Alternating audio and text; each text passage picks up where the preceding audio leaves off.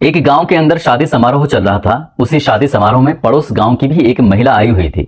शादीशुदा वो महिला अपने बच्चे के साथ थी, इसलिए उसे खाने पीने में थोड़ी दिक्कत हो रही थी। तभी उसने 15 साल के एक बालक को आवाज लगाई। उससे कहा कि भैया मेरी कुछ मदद कर दो। जैसे ही वो लड़का उसके पास आता है, वो जो भी उससे खाने पीने के सामान मंगाए जा रहे थे वो लाकर दे रहा था। दरअसल वो महिला देखने में बहुत अच्छी थी, बहुत ज्यादा खूबसूरत होती है। इसी बात को देखते हुए एक और लड़का होता है जिसकी उम्र लगभग 16 साल के आसपास होती है।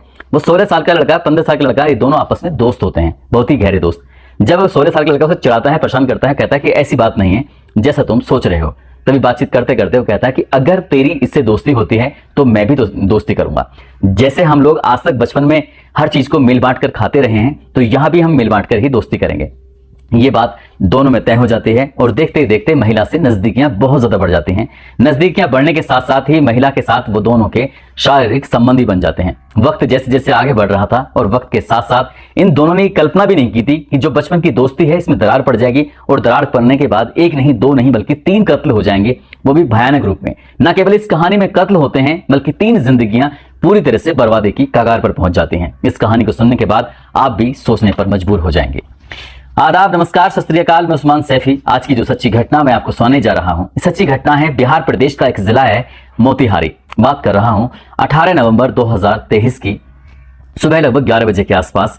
नेपाल देश का एक इलाका लगता है चितवन, और चितवन के उस इलाके में बोरी के अंदर कुछ भरा हुआ सामान रखा हुआ था। तभी राहगीर वहां से गुजर रहे थे। एक राहगीर ने उस बोरी को अपने कब्जे में ले लिया। वहां आसपास में कुछ और लोग भी थे। उन्होंने कहा कि नहीं नहीं, इस पर मेरा हक भी है। जब ऐसे ही बातचीत करते करते उस बोरी का मुंह खोला जाता है तो पता चलता है कि उसमें एक शादीशुदा महिला की लाश निकल के आती है। और जैसे लाश निकलती है लोगों में चीख पुकार मच जाती है। उसके बाद मौके पर पुलिस आती है और पुलिस जब मौके पर पहुंचती है तो डॉग स्क्वाड भी मौके पर आता है। और जैसे ही डॉग स्क्वाड की मदद से ये पता करने की कोशिश की कि आखिरकार ये महिला कौन है, किसकी लाश है, जब ये तमाम सबूत जुटाए जा रहे थे तो पास में ही एक और बोरी मिलती है। उस बोरी का मुंह खोला जाता है तो उसके अंदर भी एक और लाश निकलती है। ये दोनों लाशें किसकी हैं? कौन है ये महिला, कौन है ये पुरुष, किसने इसकी हत्या की है? नेपाल पुलिस के लिए एक बड़ा सवाल बना हुआ था। पुलिस इन सवालों के जवाब तलाश करने की कोशिश कर रही थी, लेकिन मरने वालों की कोई शनाख्त नहीं हो पा रही थी। इसलिए पुलिस ने आसपास के लोगों से भी पूछा। पुलिस ने जाकर सीसीटीवी कैमरे की भी तलाश की, लेकिन सीसीटीवी कैमरे के माध्यम से सिर्फ एक बात का पता चलता है कि दोनों लाशों को एक ही साइकिल पर रखकर एक व्यक्ति लगातार आगे बढ़ रहा है, जा रहा है। कौन है वो व्यक्ति, उसके बारे में पता करने की कोशिश की, लेकिन चेहरा उसका धुंधला था, साफ नहीं था, इसलिए इस कातिल का भी पता नहीं चल पा रहा था। अब पुलिस ने हर तरह के सबूत जुटाने की कोशिश की तो पुलिस को एक थैला मिलता है। उस थैले पर एक एड्रेस लिखा था, एक पता लिखा था। भारत की एक प्रदेश है बिहार, बिहार प्रदेश का ही एक जिला है मोतिहारी, और मोतिहारी का ही एक इलाका है सुगोली। दरअसल सुगोली की एक दुकान का उस पिन्नी पर, उस थैले पर एड्रेस लिखा हुआ था। अब नेपाल की पुलिस सीधा यहाँ मोतिहारी के उस सुगोली इलाके में आती है, पुलिस के पास आती है। पुलिस आकर कहती है कि हमें 2 लाशें मिली हैं। एक महिला की लाश है जिसकी उम्र लगभग 30 या 31 साल के आसपास रही होगी, और एक और है जिसकी उम्र लगभग ऐसे 20 या 21 साल के आसपास रही होगी। पुलिस ने जैसे ही ये बात सुनी, पुलिस को यकीन नहीं हो रहा था कि जिसको हम लगभग 15 से 20 दिन से लगातार तलाश कर रहे थे, वो लोग नेपाल में क्या कर रहे हैं। नेपाल पुलिस की पूरी कहानी सुनने के बाद मोतिहारी की सुगोली थाना की पुलिस थोड़ी सक्रिय होती है और अपने ही डायरी के पन्नों को पलटना शुरू कर देती है। पुलिस को याद आता है कि लगभग 15 दिन पहले, यानी कि 30 अक्टूबर 2023 को पुलिस ने एक एफआईआर दर्ज की थी। दरअसल फुलवरिया गांव का रहने वाला एक रितेश साहा होता है जो कि कई दिनों से लापता था। उसका पिता लगातार थाने के चक्कर काट रहा था, कह रहा था कि साहब मेरा बेटा लापता हो चुका है, गायब हो चुका है। मैंने उसको हर जगह तलाश करने की कोशिश की, चाहे वो कोई रिश्तेदारी हो, चाहे उसका कोई दोस्त हो, चाहे उसका कोई जान पहचान का हो, लेकिन मेरे बेटे का कहीं कोई सुराग नहीं मिल रहा है। कई दिन बीत जाने के बाद आखिरकार पुलिस को थोड़ी लाज आती है और 30 अक्टूबर 2023 को मुकदमा दर्ज कर लेती है, जबकि वो लड़का 23 अक्टूबर 2023 को लापता होता है। पुलिस ये पूछती है उस लड़के के पिता से कि तुम्हें किसी पर शक है, तो वो एक नाम लेता है। वो कहता है कि मेरा जो शक है उसका बचपन का दोस्त है जिसका नाम ऋषभ है। ऋषभ भी हमारे ही गांव का रहने वाला है और ऋषभ की एक शादीशुदा महिला से प्रेम प्रसंग चल रहा है, अवैध संबंध है। उस महिला के बारे में पता चलता है संजू देवी उर्फ अस्मिता, जो कि सुगांव की रहने वाली होती है। नेपाल में जो 2 लाशें मिली थी वो दोनों लाशें इन्हीं की थी, यानी कि संजू देवी उर्फ अस्मिता, साथ ही उसका जो प्रेमी होता है ऋषभ। अब पुलिस के लिए अभी तक बड़ा सवाल था कि आखिरकार ऋषभ और दूसरा उसके संजू देवी कहां गायब हो चुके हैं, जबकि उनकी लाशें मिली हैं। अब ऐसी स्थिति में पुलिस खुद परेशान हो जाती है कि शायद रितेश ने ही इन दोनों की हत्या कर दी है। अब पुलिस रितेश को तलाश करने की कोशिश कर रही थी और उसके पिता, जिसने कि मुकदमा दर्ज कराया था अपहरण का, उसके पिता से पूछताछ करती है। तो पिता कहता है कि साहब, मैं तो अपने बेटे के गायब होने की खुद FIR करा के आया हूं और लगातार चक्कर काट रहा था, आप हम पे ही शक कर रहे हैं। लेकिन पुलिस के लिए फिर एक और नाम सामने आता है और वो नाम था अखिलेश भगत का। दरअसल अखिलेश भगत सुगांव का रहने वाला होता है और संजू देवी उर्फ अस्मिता का शोहर होता, पति होता है। पुलिस इसकी तलाश में जुट जाती है और पुलिस जब तलाश में जुट जाती है, कई दिन बीत जाते हैं। आखिरकार 2 जनवरी 2024 को पुलिस को सूचना मिलती है कि एक कोवैया, एक जगह है, गांव है, वहां पर वो अखिलेश भगत आपको मिल जाएगा। पुलिस इस अखिलेश भगत को पकड़कर थाने लेके आती है, उससे पूछताछ करती है। शुरुआत में वो इधर उधर की बातें बता रहा था, लेकिन पुलिस ने उससे जब सख्ती से पूछा तब वो कहानी तो एक तरह पढ़ने लगता है, बताने लगता है। दरअसल वो बताता है कि साल 2013 में उसकी संजू देवी उर्फ अस्मिता से शादी होती है।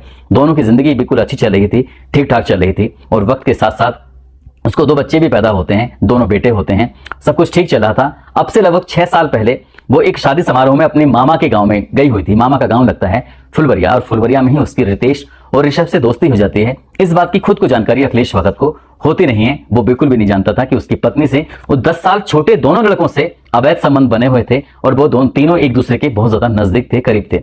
लेकिन इसी बीच क्या नाम है इसका, ऋषभ ने इसके अखिलेश भगत से कहा कि देखो, तुम्हारी पत्नी के इस रितेश के साथ अवैध संबंध हैं, वो गलत काम करता है, तुम्हारी पत्नी को लगातार परेशान करता है। जैसे अखिलेश भगत ने ये बात सुनी, अपनी पत्नी के पास जाता है, जाकर पूछता है कि क्या तुम्हारे रितेश के साथ अवैध संबंध है, क्या तुम्हें परेशान करता है। वो कहती है कि अवैध संबंध नहीं है, बल्कि मुझे परेशान करता है। यानी कि पत्नी ही अब ऋषभ के कहने पर चल रही थी। और फिर जब ये तय हो जाता है, तय करने के बाद तीनों यानी कि अखिलेश भगत, उसकी पत्नी संजू देवी, साथ ही बात बताने वाला ऋषभ, ये तीनों एक साथ मिलते हैं। और मिलने के बाद 23 अक्टूबर 2023 को ये मोतीहारी का एक डेरा इलाका लगता है, वहां पर इस रितेश को बुलवा लेते हैं और साथ में इस अखिलेश भगत का एक और दोस्त होता है विनय, उसको भी मौके पर बुलवा लेते हैं। जैसे ही इस रितेश से बातचीत कर रहे थे, पूछताछ कर रहे थे, उसने पूरी कहानी, शादी से मुलाकात से लेके हर एक चीज अपने बारे में बताने की कोशिश कर रहा था। इसी बीच में ऋषभ आदेश कर देता है और अखिलेश भगत उसका गमछे से गला घोंटकर हत्या कर देता है। जैसे उसकी हत्या होती है, हत्या करने के बाद अब इसे केसरिया थाना लगता है, वहां का एक गांव है गोपालपुर, यहीं का विनय रहने वाला था। अपने ही गांव के पास में गड्ढा खोदा जाता है और गड्ढे में इस रितेश शाह की लाश को दबा दिया जाता है और उसे यहां से अपने अपने घर, अपने अपनी जगह सब चले जाते हैं। लगभग 1 सप्ताह बीतने के बाद संजू देवी उर्फ अस्मिता अपने प्रेमी, यानी कि एक प्रेमी तो उसका मर चुका है, अब दूसरा प्रेमी बचता है ऋषभ, उसके साथ वो कहीं भाग जाती है। अखिलेश भगत अपनी पत्नी को लगातार तलाश करने की कोशिश कर रहा था, लेकिन पत्नी मिल नहीं रही थी। किसी ने बताया कि तुम्हारी पत्नी यहां से नेपाल की तरफ हमें जाते हुए देखा है।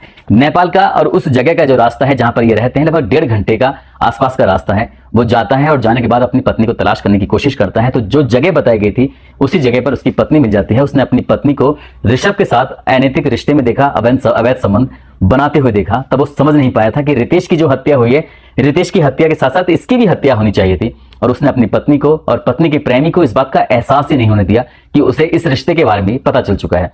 वो साथ में रहते हैं। साथ में रहने के बाद जब ये इसकी पत्नी संजू देवी घर के बाहर कपड़े धो रही है और ये जो इसका साथी होता है ऋषभ, ये कमरे में सोया हुआ था, लेटा हुआ था।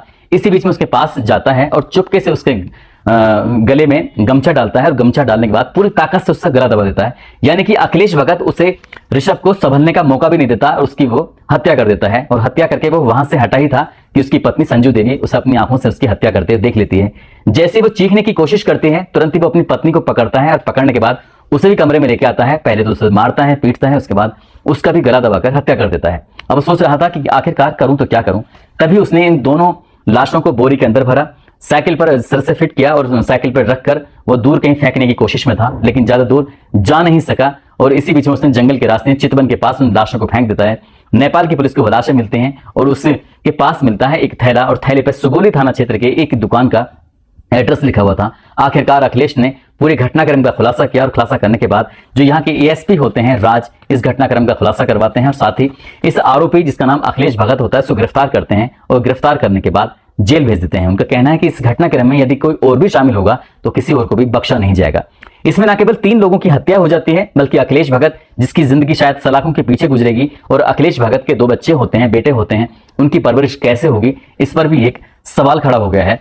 काश के इस महिला ने एक गलत कदम ना उठाया होता, शादीशुदा महिला थी, उसकी जिंदगी अच्छी खासी चल रही थी। नाबालिग लड़कों से दोस्ती, दोस्ती के बाद प्यार और प्यार के बाद अवैध संबंध से उसने पूरे परिवार को तहस नहस कर दिया। इस महिला को अगर उन लड़कों से ज्यादा ही दोस्ती थी तो पति को छोड़कर कहीं दूर पहले ही निकल जाती, तो शायद ये एक दो नहीं, ना तो कोई कत्ल होता और ना ही किसी की जिंदगी बर्बाद होती। दोस्तों, इस पूरे घटनाक्रम को सुनाने का उद्देश्य किसी को परेशान करना नहीं है, किसी का दिल दुखाना नहीं है, बल्कि आपको जागरूक करना है, आपको सचेत करना है। और जाते जाते आज करण है और इकरा है, आज इनका जन्मदिन है, इनको जन्मदिन की ढेरों सारी शुभकामनाएं, बहुत बहुत मुबारकबाद।